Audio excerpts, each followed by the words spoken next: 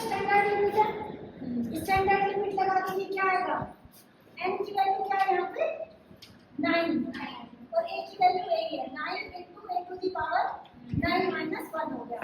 अब देखो यहाँ पे तुम x की जगह सीधी वैल्यू पुट कर सकते हो 5, तो ये क्या हो गया 4 plus 5, तो इधर तुम्हें क्या मिला 9 into a to the power 8 is equal to 9।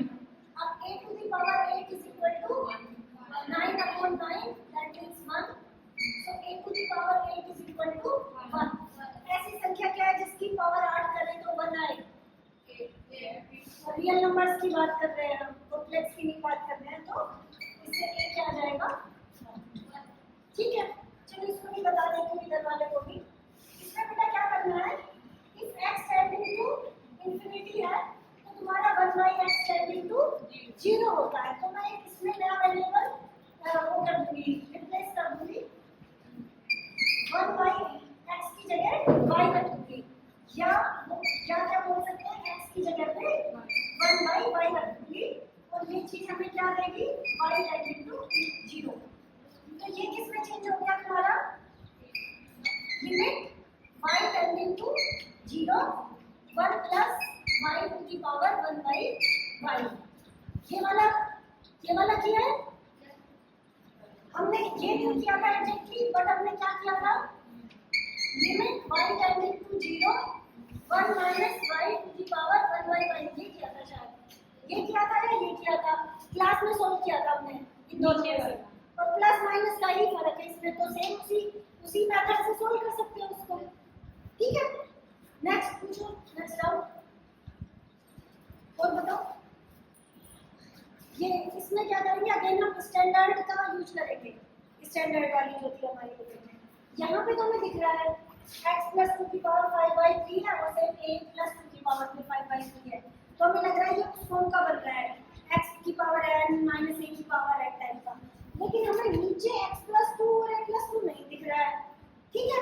तो हम क्या करेंगे, दो को जोड़ देंगे और दो को घटा देंगे, तो क्या बनेगा ये, अच्छा लिमिट क्या है इसकी, लिमिट x टेंडिंग टू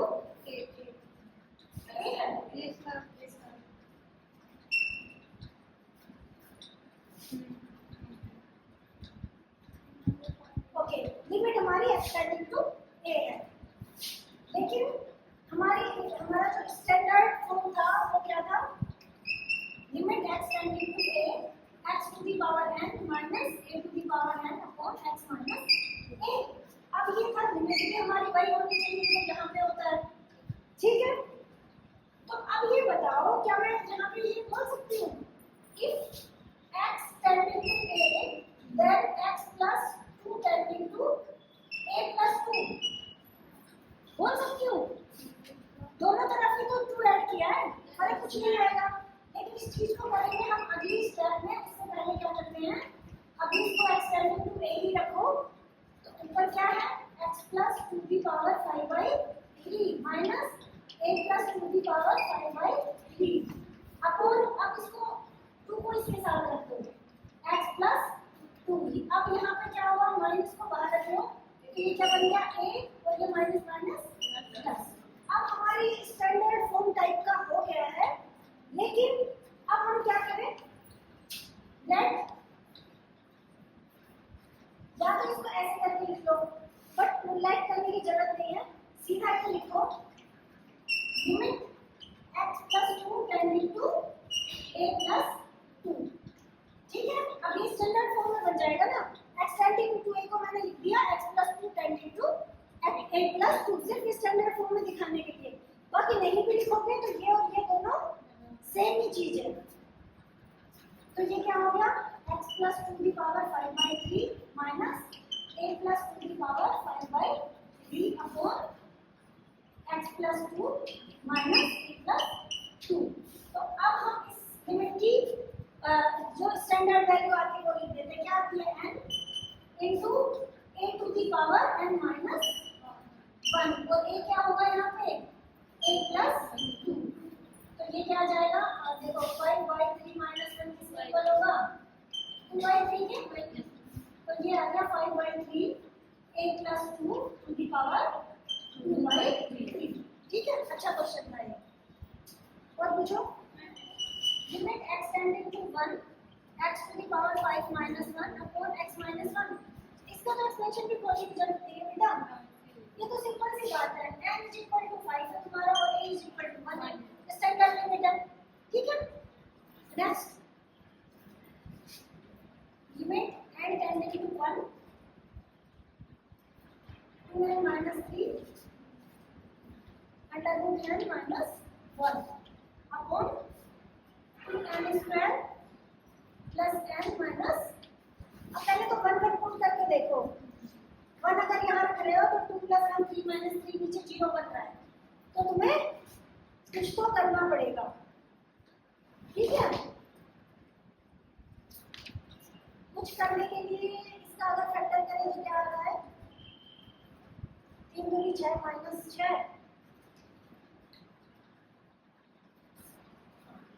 देखो फैक्टर करके देखते हैं, n tending to 1 2n minus 3 under root n minus 1 upon इसको लिख दो 2n स्क्वायर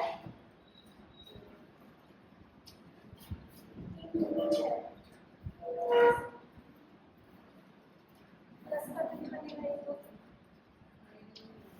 माइनस का 2n minus 3 और ऊपर है लेकिन ये माइनस।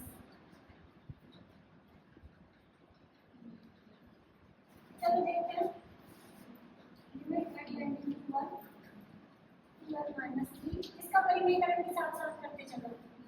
ठीक है, under root n plus 1 upon under root n plus 1। ऊपर क्या बन गया, अंडर रूट n का स्क्वायर माइनस 1 का स्क्वायर। ठीक है, नीचे के n कॉमन ले लिया तो ये हो गया 2n प्लस 3। ठीक है, कॉमन ले लिया तो क्या होगा 2n प्लस 3। ये अलग है, अब इसके गुणा में है ये अंडर रूट n प्लस 1।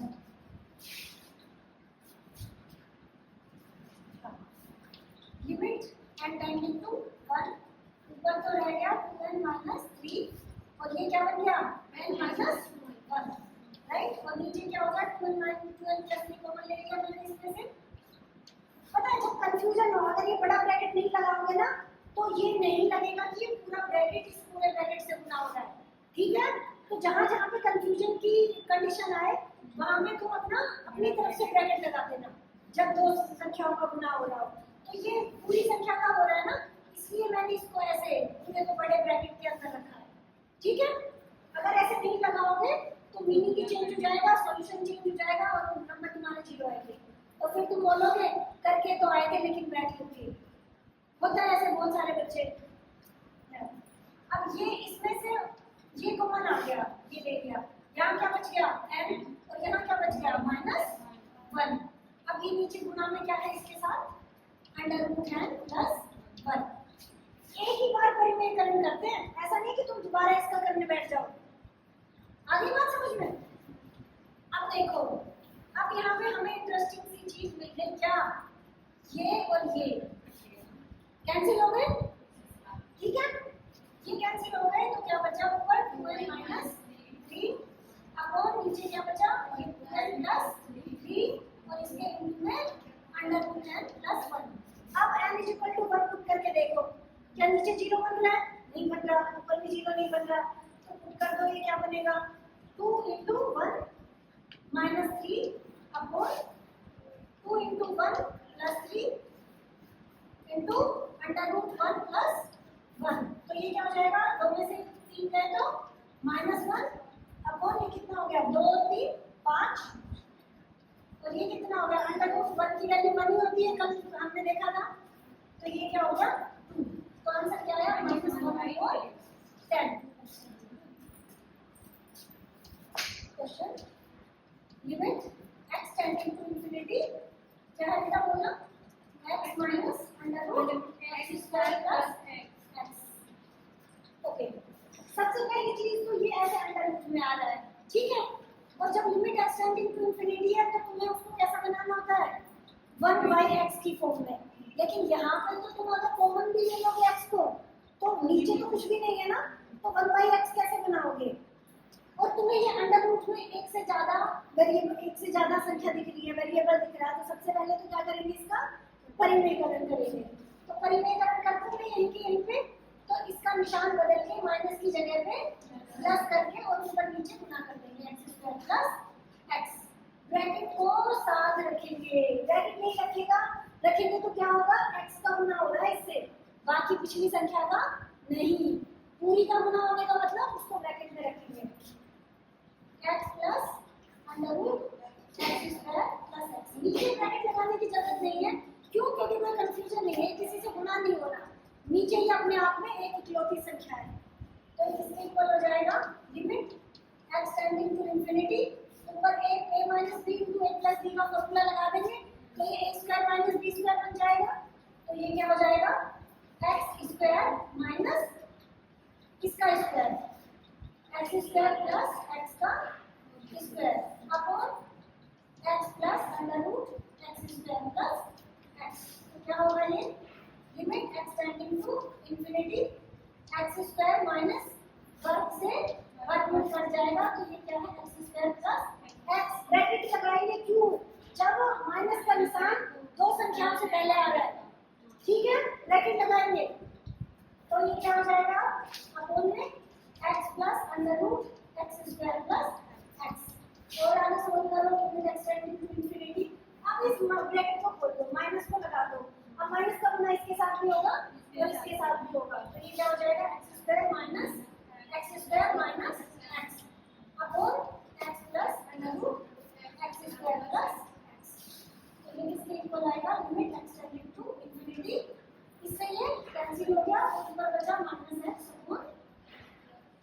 अब ये देखो, ऊपर खाली x आ रहा है, नीचे हम x को कॉमन लेने की कोशिश करें, या कॉमन मतलब बाद में इसको डिवाइड कर देंगे, under root x square plus x, limit x tending to infinity.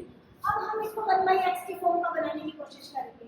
उसके लिए क्या करेंगे, इस x को मैं नीचे लाके नीचे वाली संख्या में भाग दे दूंगी, तो ये ऊपर -1 बच गया और नीचे x अपॉन x हो गया। एक तरीके से यही लगा लो, खाली मैं देख लूं, x plus under root x square plus x upon x, ठीक है। इसको और आगे सॉल्व करो, limit x tending to infinity -1 upon, ये पहले इसके अपॉन x बनेगा, तो क्या होगा, 1 प्लस ये इसके अपॉन में आएगा under root x square plus x के अपॉन में x।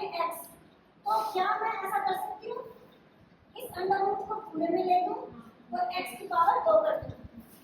मैं इस एक सिंगल x को अंडर रूट के अंदर लिखना चाह रही हूँ। देखो x स्क्वायर का अंडर रूट क्या आता है, x ही आता है ना, तो यहाँ पे जो खाली x था उसको मैंने कैसे लिख दिया, अंडर रूट x स्क्वायर लिख दिया। ये क्लियर है, नहीं क्लियर लग रहा है, नहीं क्लियर लग रहा है तो और खोल के लिख देते हैं, ठीक है।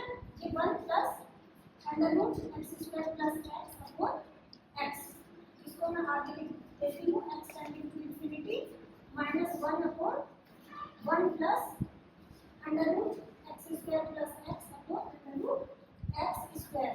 आप समझ आ गया,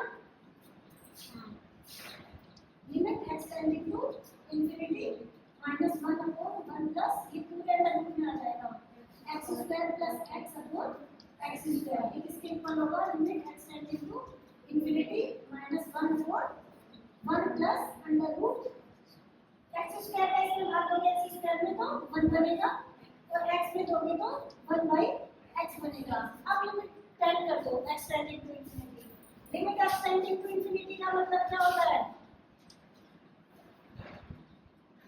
1/x इसको टेंड करेगा 0 को, तो जहाँ पे 1/x है वहाँ पे 0 रख दो, -1 upon 1 plus under root 1 plus 0, तो क्या हो जाएगा, -1/, ठीक है। और कोई क्वेश्चन?